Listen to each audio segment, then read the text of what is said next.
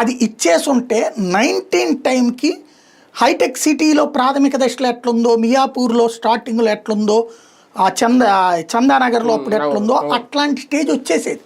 ఒక ప్రాథమిక లుక్ వచ్చాక జగన్మోహన్ రెడ్డి గారు ఎవడు ఆపలేడు దాన్ని.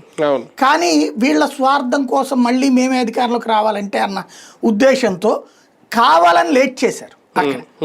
అది దెబ్బతీసింది. అది 5 ఏళ్ళు రైతులు ఇబ్బంది పడ్డారు, తెలుగుదేశం ఇబ్బంది పడింది, సమాధానం చెప్పుకోవడానికి 3-4 ఏళ్ళు పట్టింది.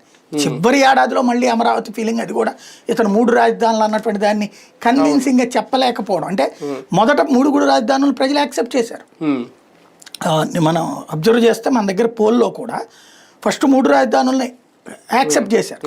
తర్వాత ఎండింగ్లోకి వచ్చేటప్పటికి వేస్ట్కి అమరావతి బెటర్ అన్నటువంటి రూట్లోకి, ఒకటన్నా పూర్తి చేయాలన్నటువంటి రూట్లోకి వచ్చింది. అంటే ఇతన్ని పని చేయనీయకుండా అడ్డుపడడంలో సక్సెస్ అయ్యారు.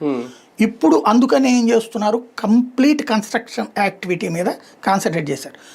ఒకటి ఆ కాలువలు అయిపోతాయి, రెండోది రోడ్లు అయిపోతాయి, మూడవది ప్రభుత్వ కార్యాలయాలు అయిపోతాయి. ఇప్పటికే ఆ జడ్జిల క్వార్టర్స్ అయిపోయినాయి, ఎమ్మెల్యేల క్వార్టర్స్ అయిపోయింది, తర్వాత ఐఏఎస్లు ఐపీఎస్లు అయిపోయింది, ఆ ప్రభుత్వ ఉద్యోగులకి ఎన్జిఓలకు సంబంధించినటువంటి క్వార్టర్స్ అవుతున్నాయి, అయిపోయినాయి, సిఆర్డీఏ ఇప్పుడు అయిపోయింది, ఇవి అయిపోతాయి.